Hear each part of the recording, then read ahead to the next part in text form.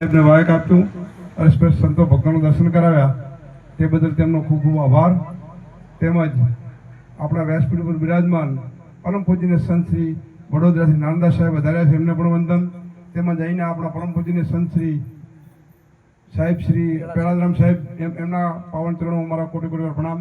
તેમજ મારી બાજુમાં મારા આમ તો બચપનના પ્રિય મિત્ર છે અને ભક્તિમાં પણ સાથે રહી છે એવા અમારે અહીંયા સોનદાસ બ્રહ્મદાસ કબીરાશ્રમ ચાલે છે, એના સંચાલક છે. એકવાર ખાલી અમારી ધરામાં આવી અને અમારો અનુભવ કરજો.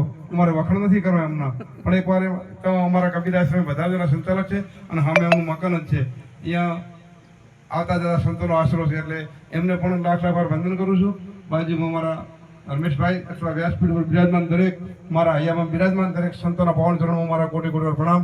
તેમજ દૂર દૂરથી પધારેલા આમંત્રણ માનતા મહેમાનોને દરેકને મારા અંતના ઊંડાણથી હરદમ શ્વાસે શ્વાસ જય ગુરુ મહારાજ. પ્રથમ તો એટલું કહીશ કે અહીંયા અમે વ્યાસપીઠ ઉપર બેઠા એટલે અમે મહાન છે એવું નથી સાહેબ. અહીંયા બેહવાવાળા મહાન નહીં, અહીંયા બોલાવવાળા મહાન છે. એટલે એમના માટે એક શબ્દ મારે કહેવું પડે કે માળાના વખાણ તો બધા કરતા હોય છે. માળાના વખાણ તો બધા કરતા હોય છે, કારણ કે માળામાં અમને મોતી દેખાય છે. પણ સાહેબ હું તો એ માળામાં દોરાના વખાણ કરું છું. દરેક મોતીને ઝકલી રાખે છે. એમ રાજીરામે આ દોરારૂપી દરેક સંતોને ઝકલી ભેગા રાખે. એમના સન્માન માટે જોરદાર તાળી થઈ જાય સાહેબ. બાકી બીજું અહીંયા સત્સંગમાં હું તમે જે કંઈ બોલો છો એ મારું તમારું નથી, આજુબાજુ સંતોના શબ્દો છે. એનું તમને કે મને હું કેવું બોલું છું, હું કેવું ગાઉં છું, એવું તમને કે મને અભિમાન હોવું જોઈએ સાહેબ. એનું તમને કે મને સહજ અભિમાન આવે ને તો સાહેબ સંતોષી પણ ભક્તિને લાયક આપણે કહેવી છે. બીજું કહી દઉં કે દરેક સંતો ભક્તો એક એક ભજન એક એક સાખી આપણા પંચભૂતના દેહ ઉપર બોલેલી છે.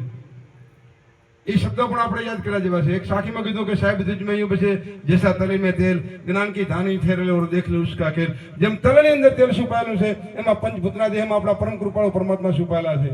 જેમ તલમાંથી તેલ નોખું કરવા માટે બળજબરી ઘણી કરવી પડતી હતી, એમ જો આ અંતર્યામી પરમ કૃપાળુ પરમાત્મા સદગુરુની જો ઓળખાણ કરવી છે ને તો સાહેબ સદગુરુએ આપેલા ભજનનું આપણે એનું સ્મરણ ભજન કરવું પડશે સાહેબ.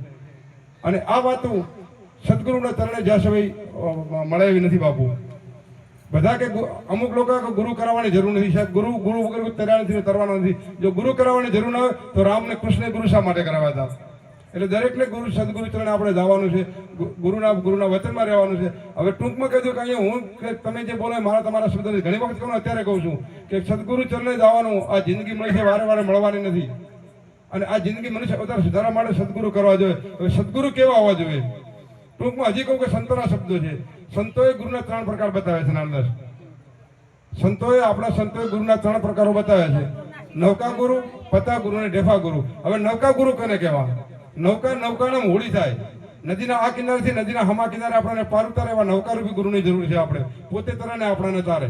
હવે પતા ગુરુ એટલે પોતે એકલા તરે, ગુફામાં એકલા ભજન કરે, બીજાને ન તારી શકે, એને કીધું પતા ગુરુ. હવે વાત રહી ઢેફા ગુરુની. ઢેફા ગુરુ કોને કહેવા?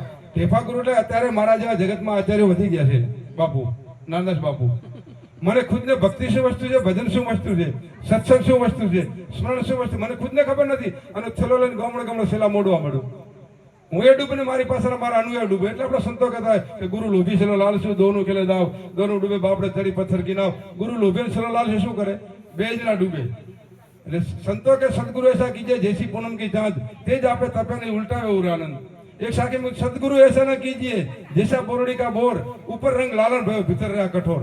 સદગુરુ પણ પરિપૂર્ણ મળે, પોતે તરે ને આપણને તારે એવા સદગુરુ કરાવવાની જરૂર છે. અને બીજું કે નામ સદગુરુના વચન નામ વગર કોઈ તર્યું નથી, કરવાનું નથી. એકવાર શ્રી રામચંદ્ર ટૂંકમાં બતાવી દઉં. એકવાર